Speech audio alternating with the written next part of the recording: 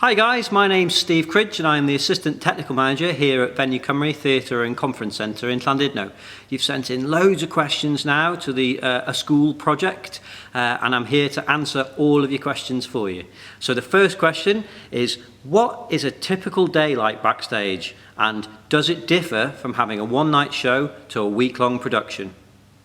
Well, they do differ a bit, and if I start with a week run to start with, so on that day, we'll arrive in typically 9 o'clock or 8 o'clock in the morning.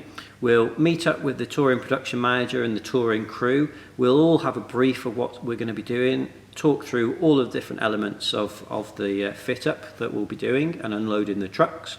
And then we, fairly quickly, the whole crew then will crack on and start unloading the trucks. Once the trucks are semi-unloaded, typically lighting will split off and they'll start hanging lights on the bars, they'll start cabling up and they'll start to get everything that's going to be overhead on the stage, they'll get that really quickly up and out of the way and tested. And that way, then it leaves the stage clear for stage and sound to get in and carry on doing what they need to do. So lighting will then probably move to the front of house areas, so the lighting bridges and the pros booms, that's the balconies that you can see from the auditorium either side of stage. We'll rig light in there and then we'll move out into the auditorium, set up the control desk, and then that will all be ready then for once the set's built so we can start focusing and programming the lighting. So while we're doing all of that, the lighting crew, the sound crew will have come in, they'll have rigged speakers around the building and they'll have cabled them all back to amplifiers and then back to control. Probably once they've done that, they'll go down to the orchestra pit. If it's a big show, they'll start setting up the orchestra or the band for the show. Sometimes they're on stage, but often they're in the orchestra pit. So they'll carry on with that.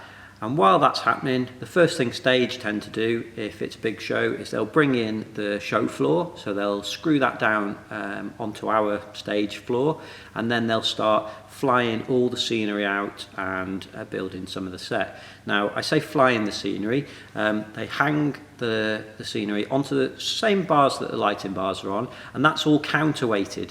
So lots of people think that the flying system is all by button press and it all works, but it's not, it's manually. So we've got some really skilled flymen who operate that system in-house, and it's all on a counterweight system. So whatever weight we put on the bar one side, we put the same amount of weight in the cradle on the other side, and that balances out, like a bit like a giant set of scales really.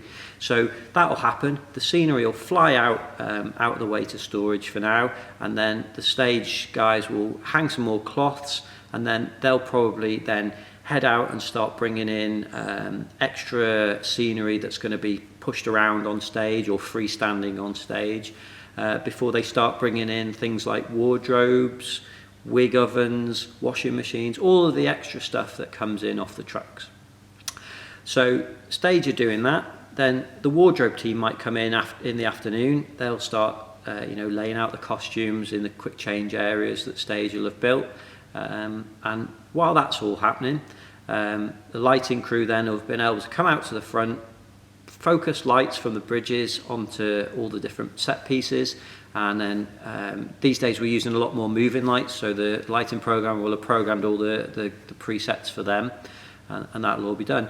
And then whilst the majority of the crew take a break, now depending on the size of the show, that could be a lunch break, it could be an evening meal break if we're doing a full one-day fit-up before we do a second day the next day. So anyway, whenever that break might be, the sound crew come in and they get their quiet time in the auditorium, and it's at that time that they can program the whole system, make it sound exactly as the sound designers planned, and get it sounding just right while they've got quiet, no crews, no drills going, no lighting techs shouting up to the bridges and things like that. And then we'll carry on in the afternoon, get everything finessed, and then by the time the actors come in, which tends to be after lunch, late afternoon on the show day, we'll all be ready to either run through a few checks, or in some cases we run a full or partial rehearsal of the whole day. And then sooner enough, it's time for the show. So we open the doors, the audience come in, and everyone goes off to their crew positions and runs the show. And then at the end, mics are collected in, things are put away, and and that's time to head home and do it all again the next day or the next few days, depending on how long the run goes. Now, the question about how it differs if it's a one-night show or a week-long run, well, a one-night show tends to not bring quite as much. I mean, sometimes we can do all of that stuff I described before in one day, but for a one-night show, it tends to be a bit smaller wagons, less kit to bring in. Maybe they'll use a bit of in-house gear, some sound gear, some lighting gear, or they'll supplement it with their own equipment, and that's it. That's how we do it, really. So the next question is, how do I get any work experience backstage?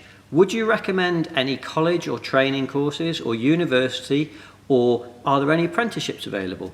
And so it's another really good question, and really I'd say the best way to get work experience with us is to do it in your year 10 school work experience. So get in early, get it booked through Helen, who's our work experience coordinator, and then you can come in for the week, and you can either choose to just do technical theatre if we've got enough shows on that week or enough stuff that we can get you doing, or typically you can spend a day or a couple of days in each department. So you'll spend a couple of days in marketing, or maybe a couple of days in the conference team or box office, or with the front of house teams. And so that's probably your best way to get your work experience. If you've missed out on that, don't worry, get in touch with Helen, and often we can fit someone in to do something specific if they've got something in mind. So get in touch with Helen, and we can always try and fit you in if you're keen. Okay, so would I recommend training and university and any colleges? Well, yes, it's definitely a really good way to get some really detailed knowledge about technical theatre. But what I would say is you need to back up that training and your university courses with some experience as well. Quite often we'll get people come in and they've not had much hands-on experience in technical theatre, and it really does show. So what I always say is, try and get as much knowledge of all the different departments as you can. Even if you're going to specialise in one department, then get as much knowledge of all the departments as you can: stage, lighting, sound, video, all of it. And that way you're a much more rounded, all-round technician who can really understand, if you're going to do something, how it might affect a different department, or how it might affect the actors and what they need to do. So get a good understanding of all of it, and you'll be a really good technician at the end of it. Apprenticeships are a really good way to get that on-the-job training, as well as get some education and a formal qualification behind you. So they tick a lot of the boxes that I talked about before. We've got an apprentice at the moment, and she's getting so much experience. Well, aside from the COVID situation at the moment, but she's getting really good experience of a wide range of events, from theatre shows. We do a lot of television work here, snooker, and it's a really good way to get into the industry and get that training behind you. So I'd highly recommend apprenticeships. What would be your top tip for someone thinking of a career in theatre? So I would say, get your foot in the door at your local venue. Be bubbly, be friendly, be nice, ask lots of questions, ask if you can come back to do more experience, and most importantly, take their advice, listen to it, and learn from it. How did lighting become your speciality? Well, it's a good question, and I'm not really sure. I've done all jobs in technical theatre really over the years, throughout my career, and I would guess in my early days, when I was a casual crew member, I worked on many shows as lighting crew, follow spot operator and things like that, and it just sort of went on from there really. How many varied roles are there backstage?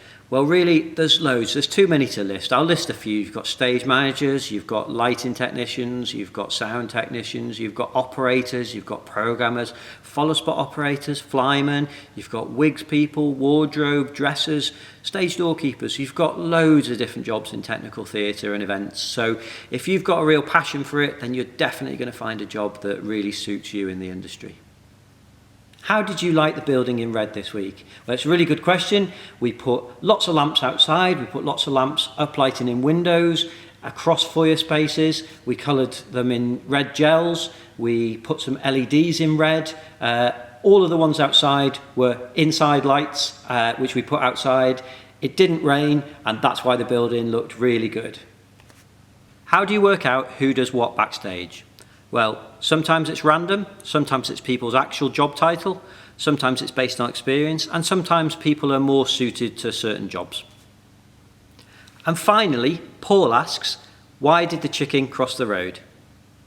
Well, Paul, that's a really good question, actually. And that, in fact, was an actor dressed as Q the chicken from the Welsh TV series. He was crossing the road on his way to Venue Cymru stage door, where he's performing as part of our Take Part event, which is a really big event which fills Venue Cymru to the rafters. It's for children of all ages and young people, and it happens here at Venue Cymru every January.